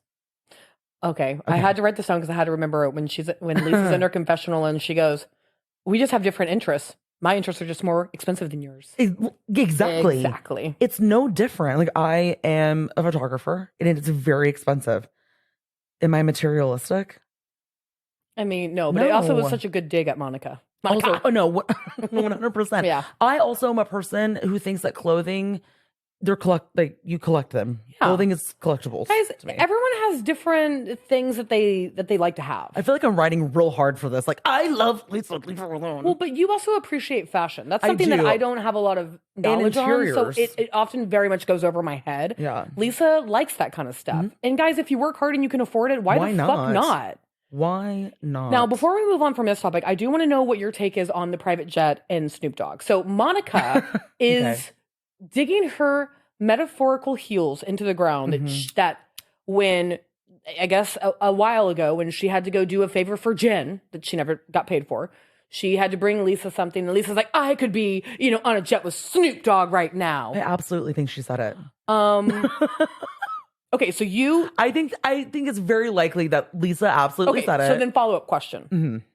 Because I don't necessarily disagree with that. Now, do we believe that Lisa could have said that and then just totally did not remember saying that? Or do we think that Lisa's like embarrassed she said that and is now like, no, I would never say something like that? No, I think Lisa said it in passing off the cuff and Monica heard it and it is something that stuck in her mind. She held on to. I think it was just an off the cuff comment, like I saying like, oh, I want enchiladas tonight.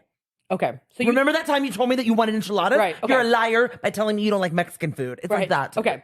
Yeah. I'm glad we took it the same way. Oh, I took it the same way. Because there were two things. Either I was like, either Lisa didn't say it or Lisa said it and it was so like nothing to Lisa that she doesn't remember saying that at all. It's a nothing thing to Lisa. We just saw at the beginning of the episode that this woman willy-nilly admitted that she got banned from a tanning salon. Exactly. She was being a bitch. Here's the thing. So are we not going to believe that she wouldn't say or be embarrassed that she would be like, I could be on a private jet with Snoop Dogg. She just didn't fucking remember it. She doesn't remember it because I don't think she said it to anybody. I think she was just like, oh my God, think about it. You're at the airport.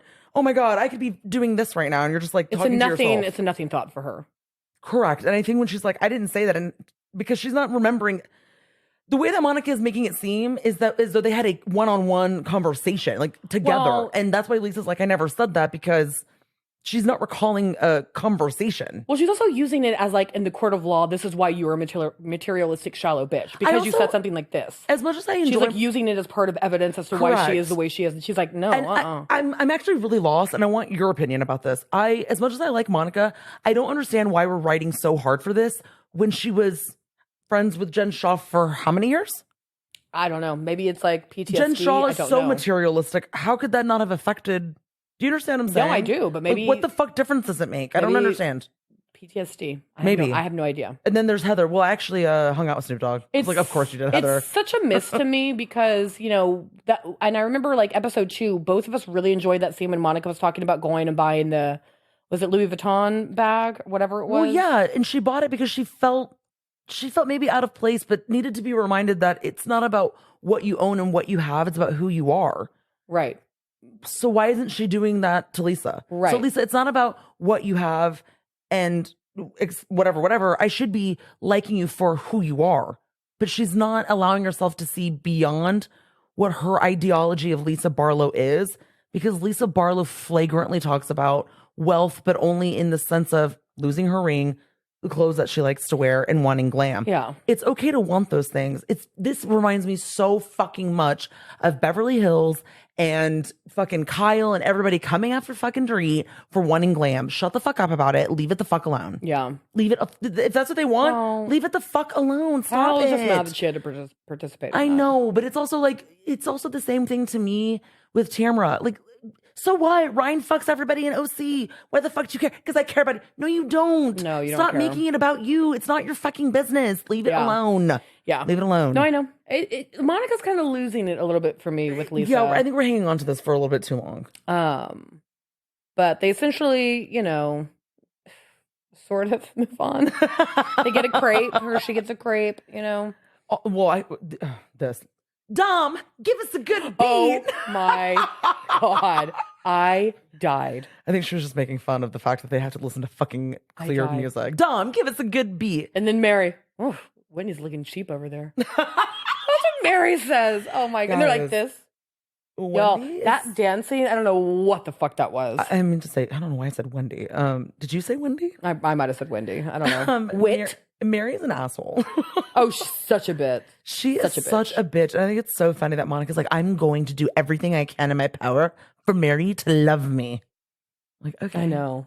She doesn't love you. From one she thinks you're cheap. From one cult leader to another. Jen Shaw, now we have got Mary. Yeah. Oh, I have this in my notes when backtracking just a little bit when Lisa's like, stop yelling at me. Stop yelling at me, Monica. Monica goes, this is just the sound of my voice. This is how I talk, Lisa. The nails. Yeah. And she goes, it's too loud. It's hurting my ears. And yeah, they put their fingers in their face. Lisa's just funny. She just is. She just does it better than everyone else. I'm sorry. Yeah, she really does. She really does. Yeah, but yeah, and so then we get that dancing scene. Are Angie and Heather bonding? Honestly, did you feel that a little bit? I really like it. I think I'm just enjoying Heather. I'm going to give her the kudos. I'm just enjoying Heather being able to like hang out with Angie and just be light and fun and just exist. And like just exist together and laugh. And they're kind of being nostalgic. Also, poor Heather thought her boob. Guys. Oh my God, poor Heather. Lefty, what do they call? She was like, they called me Lefty, and I thought it was because of my eyes, but really it's because my left boob, hung 6 inches lower or whatever the fuck. I'm like, but I thought she was a woo girl. Woo! So, well, that's wait, what Lisa said. But okay, so if her boob hung down lower than the right boob, guys, body positivity, she is very comfortable in her skin because she showed one boob lower than the other. Yeah. And I don't know if I could do that. Honestly, we're getting back into the relatability with Heather for me. I think so. And I'm here for it. I am here for it. Monica asks Meredith, "Oh, are you going to talk to Angie today? About what? About what? Exactly. She should do whatever resonates with her. About what? All right. Whitney's confessional. Because Whitney thinks that she's a hero that we all need. It's clear Meredith is going to keep talking about this, and it needs to stop. Who's going to stop it? Me. Not on me. Not on my watch. Guys, Whitney's a superhero. Guys, look at her. What would you call her superhero name? I don't know. I mean, definitely try hard, but I would have to find something better. We'll figure it out. We'll play around with it. We'll play around with it. Okay. So Whitney summons Monica for a breakaway. That's what we call it. A breakaway. She wants to talk to her. She wants to put her finger on the pulse. They're at après-ski. This is the perfect time to tell Angie that Meredith has been talking about her husband. Yeah. Why are you laughing? Because, okay, this is another soundbite that I really like. Okay, so when she pulls Monica, I can't tell if Whitney's getting kind of drunk or she just is feeling loose or what. Like she doesn't. She talks like that the whole fucking time. Like she doesn't seem wasted or anything. But when she pulls Monica aside, she goes, "Okay, remember I told you that Meredith had a threat against Ange." I literally watched it 3 times. Remember how I told you that Meredith had a threat against Ange? Why is she calling her Ange? Honestly, it's the one thing I like the most. I love the nickname. I love that she's calling her Ange. Remember when I told you that Meredith had a threat against Ange? And Monica was like, guys, I wish you could see Betsy's face when she says Ange. Monica's trying to decode, like, wait, what? And then Monica's like, yeah. Collecting trinkets. Why can't she just find a better hobby like collecting trinkets? Y'all, like, I didn't know what she was saying until Lauren turned on the subtitles. And I was like, oh, here we go. I have to turn on the subtitles sometimes with Whitney. So oh my God, this franchise is so funny. I don't know what the fuck is happening. This franchise is so funny. I'm going to tell you what's happening. Well, I'm gonna tell you what's happening. I'm gonna tell you what the fuck is happening, even though you actually know what's happening. You just were saying that. Tell me. What the fuck is happening is that Whitney tried so hard. Bless her little heart. That's her superhero name. Bless her heart. She tried so hard. She goes, I'm gonna do my job. I'm taking the new girl Monica to bar lunch, and I'm gonna punt the ball to Monica. That, you know what, Meredith is dangerous, and Meredith told me at the airport, which by the way we don't have on camera because you got there early, bitch. So it had to be on the way home, which we don't have on camera, which is fine. But Meredith told me, I know things about Angie. I have dirt on Angie, okay? So when she relayed that to Monica, who is a friend of Angie, she thought that would have been enough. You know why? Because Monica's new and Monica's going to do God's work. The devil's juice. She's going to do it. She's an ingenue. She's going to do it. And when she didn't do it, because remember, let's just travel back 20 minutes earlier. Whitney, I don't want to be involved. I don't want to be involved with Ange. I don't want to be involved with Ange. Like my body.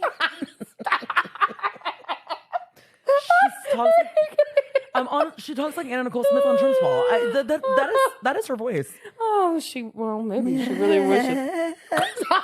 Oh my God, I almost choked. I can't. Justin. Like my body.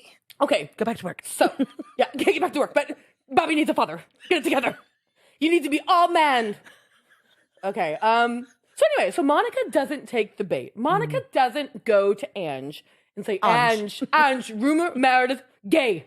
put it together. She doesn't go. She doesn't go, okay? I just don't understand why they can't lube me up first before they fucking put it in. I'm like, what the fuck? So now Whitney has to care. Because guess what, guys? Angie... Whitney's so bad at this. Whitney has conviction. Whitney now has conviction because now she's realized that Angie is not going to that Monica isn't just going to go to Angie and tell her. So now Whitney has to be like, Monica, that threat with Ange, I think we should tell her. I think we should tell her here now because we're friends. Right by the ice luge. We're going to lose her up first. Yeah, we're going to lose her up first. And then we're going to tell her. And then we're going to tell her. Okay? Slow and steady. That's after losing her up, slow and steady. Drink it all. Every last sip. You need it. You need it. Okay. Mm-hmm. So now we have Ange. Mm-hmm. Luged up Ange. Mm-hmm. She should be warned. What did you think about this retelling of the threat that we never saw? Mm-hmm. What did you think about the retelling? Oh, well, wait. Let me backtrack. Let me backtrack. Okay. Because before that, we get Whitney being like, a threat. And then Monica's like, well, do you know what it is? No. She didn't say. Just rumors. That it's just rumors. Well, threat. Do you not know? Did anybody... Because Monica's like, you really don't know? And Whitney's like, I don't know anything. Everyone knows. I'm surprised you don't know. What is it? Her husband fucks other men.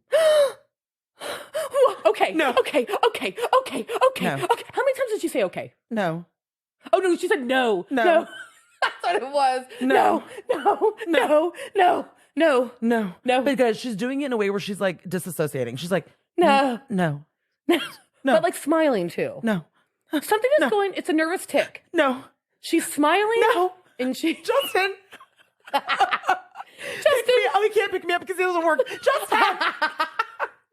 God damn it, Justin. I need you, Justin. Bobby, can Bobby drive? Bobby, I need you. Bobby. Did your father teach you how to drive yet? Bobby, come get me. I knew you'd be a terrible father. I knew it. I should have taught her how to drive so she could pick me up. Yeah, I can't. Honestly, okay. I think she said no like 18 times. No. Monica's like, no. Do we need a reboot? What's that? Monica's just like, honestly, sitting there like, wait, what's honestly, she needed to be checked into Meadows after this. No. Stop. Monica, don't. I just couldn't. And she was like looking off. She was like, honestly, she was looking off. Monica thought they needed medical help. Something was happening. And Monica's there like, like, yeah. God. Like, what? Also, just like, there was, after, okay. Whitney has this show is so ridiculous. We spent this whole episode trying to get down to what the rumor was for it to just be like, just the tip. Not even just for it to be like boop, fucks other men. Like there was no like finesse. Lead in. Yeah, there was no lead in. It was unceremonious. Yeah, it was very just like, yeah, he fucks other men. I'm like, couldn't you have told us that at the bar? Yeah. She didn't want to. She goes, she kept her mouth shut, like you said, poker. Meredith's the last person to be talking about this. Like my body. The rumor's enough, but no.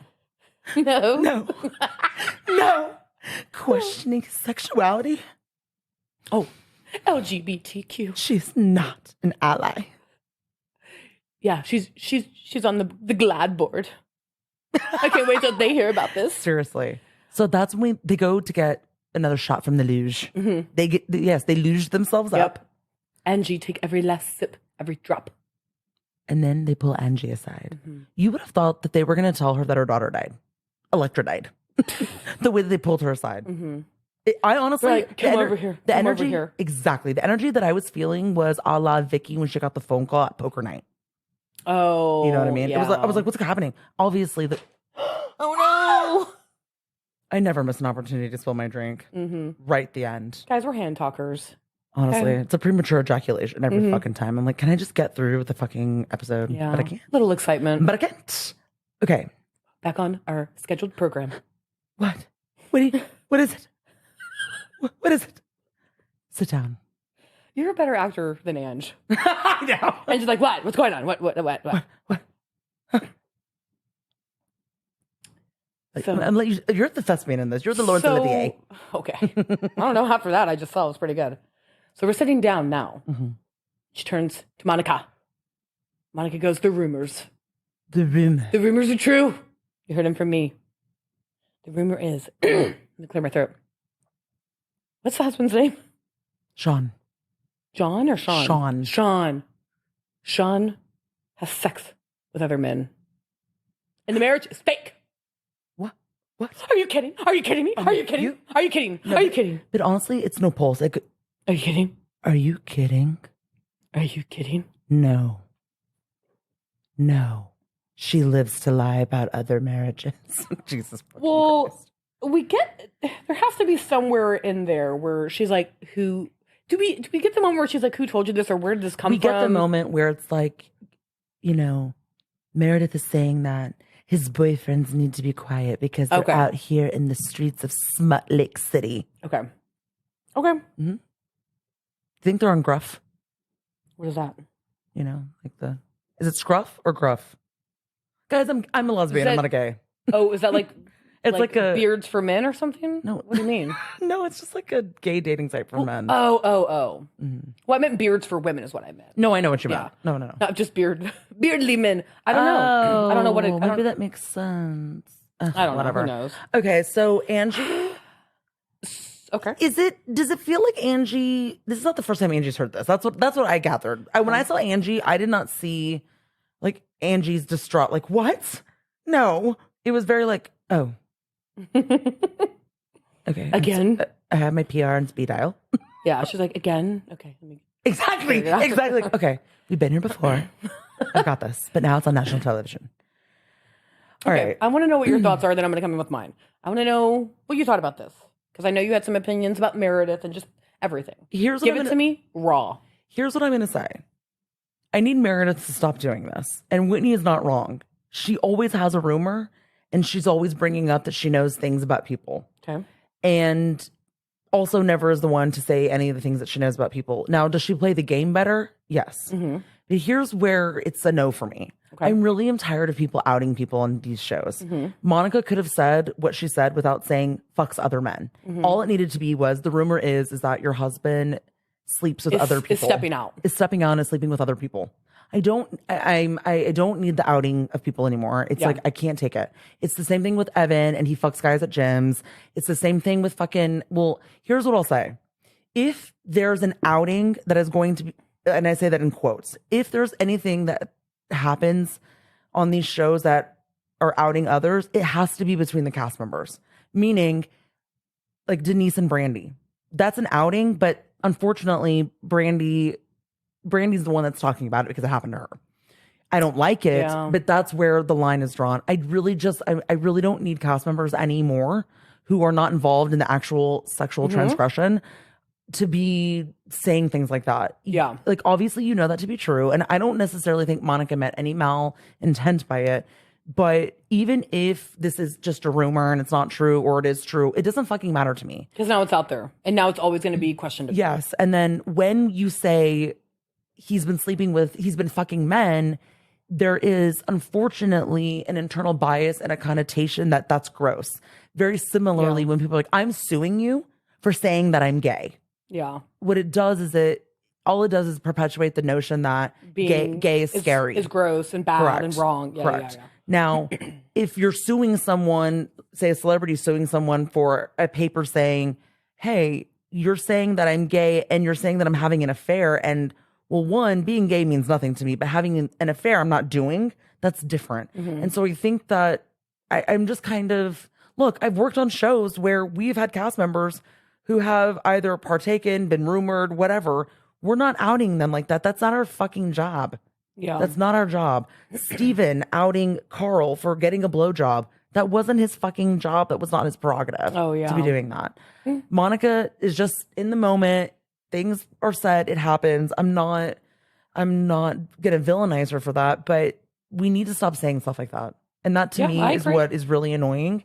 And if that's the case, Meredith, and that's the rumor, I'm kind of tired of her doing this, and she does it every fucking season. And so that's why when it is assumed that I don't like Meredith, it's for this shit.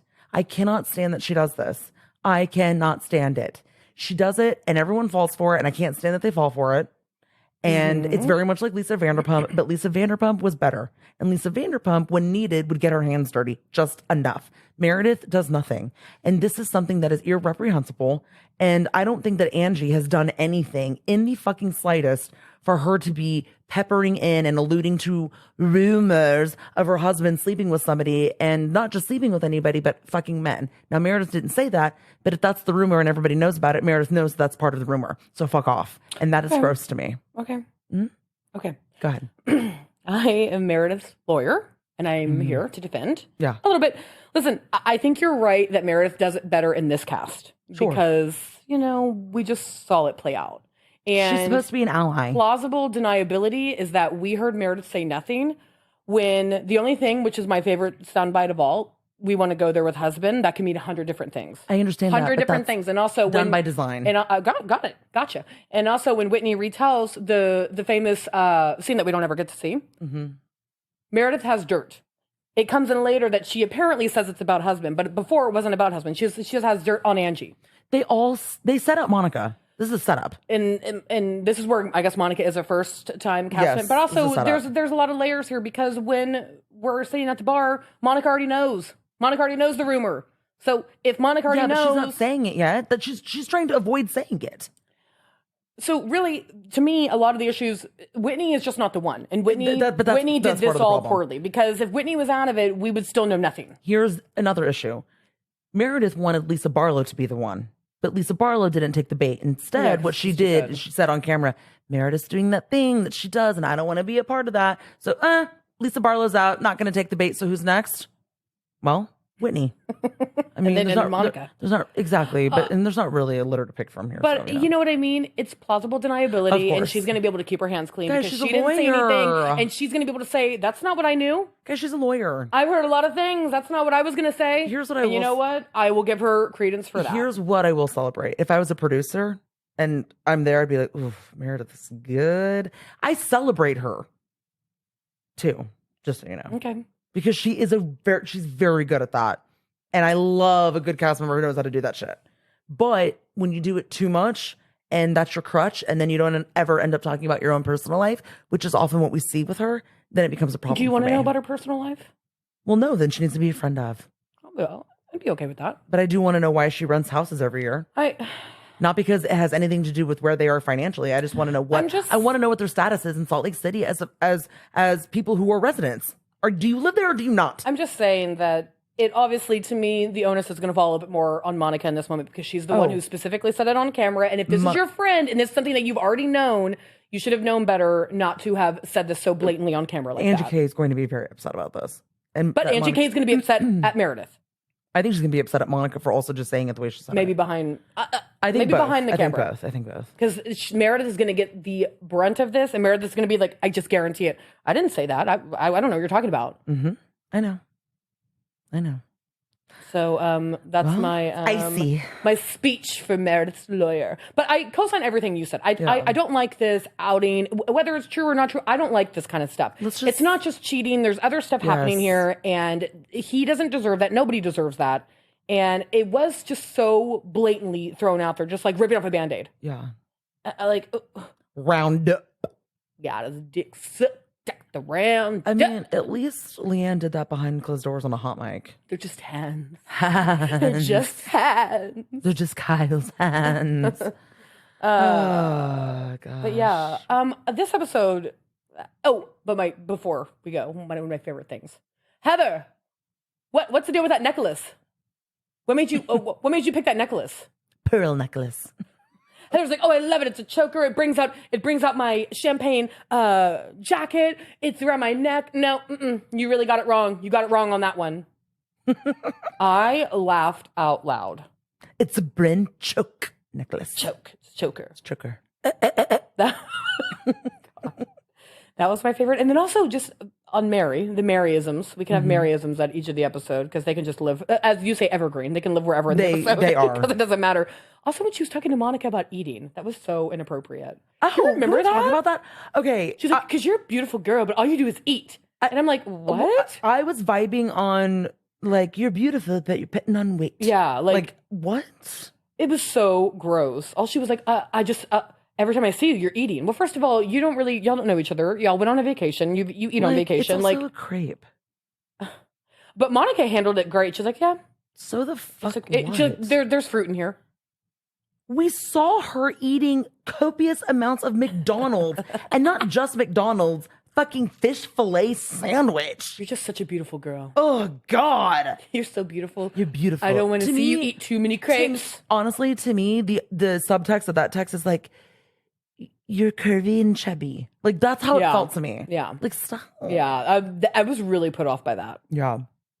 But yeah, I think that's pretty much it. Is there anything else that stuck out to you? No. Any MVPs of the episode for you? No.